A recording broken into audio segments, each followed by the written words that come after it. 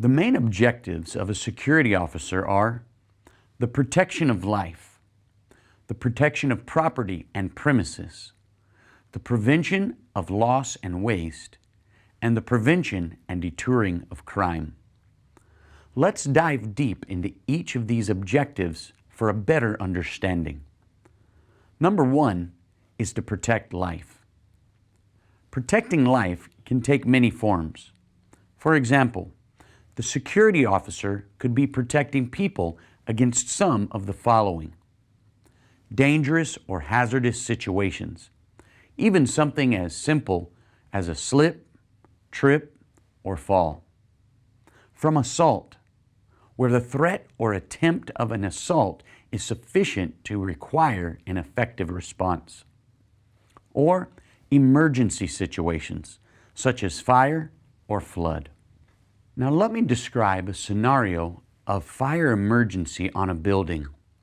Due to the intensity of the fire, the security officer is unable to access one of the floors of the building where a few people got stuck. Let's discuss what a security officer should do in this event. Should he take risk and save the lives of the people who are stuck on the floor? The security officer should not take the risk to save life by putting their own lives in danger. The security officer should wait for the emergency response to do their job. It is always important that the security officer conduct a risk assessment before attempting to get involved. Please note, as a security officer, your first priority is your own safety. The second objective of a security guard is to protect property and premises. Let us go through a scenario involving a supermarket. John runs a supermarket, and at the end of every week, he does a stock audit and begins to observe a large amount of goods that are being stolen, either by criminal-minded customers or by the internal staff. He also notices some of the goods are being damaged due to the negligence of the customers. These losses of goods due to theft and damage negatively impact his profit over a period of time. Deploying a manned security at the premises helped him to eliminate these losses. It is the security officer's duty to protect property from theft and damage, also to protect the premises from fire, flood, criminal damage, or defacement. The third objective of a security officer is to prevent loss and waste. Let us discuss another scenario when manned security got deployed to a bank. While carrying out their duties, the security officers got access to vital information on the day-to-day operations, such as money transfer, visitors list, and other confidential data. A criminal visits the bank pretending to be a customer and tries to make friends with the security officer. Slowly, day after day, the criminal makes friends with the security officer and starts asking him about the operation details. But the security officer is well trained and did not share any of the vital information, as he knows that sharing this information can cause a huge loss.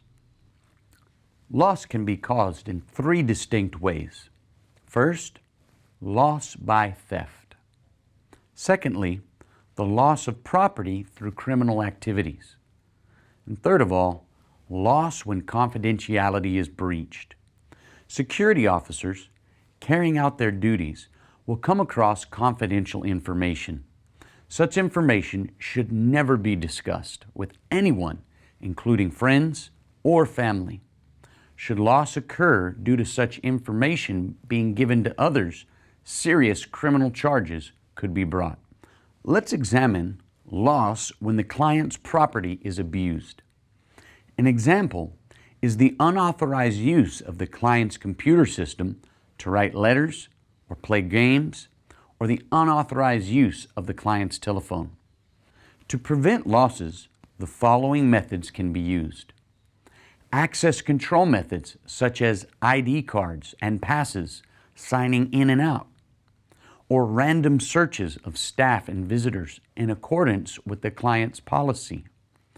management of buildings, which includes turning off redundant electrical supplies such as lights or electric heaters, the preventing of fire by reporting overloaded electrical sockets, or the monitoring of services such as water or gas, and the compliance with agreed assignment instructions. The fourth objective is the prevention and deterring of crime. Examples of crimes the security officer may come across are assault, means a physical attack. Criminal damage, for example, scratching parked vehicles in the parking area where manned security is deployed to work. Burglary, illegal entry to a building with the intent to commit a crime, especially theft. Fraud or deception is the act of hiding the truth, especially to get an advantage, such as someone using a false identity to enter the premises with the intent to commit a crime.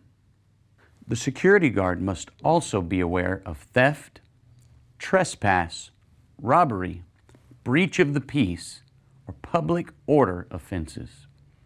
Remember, security officers are not police officers. Security officers' safety comes first, so assess the risk before you commit.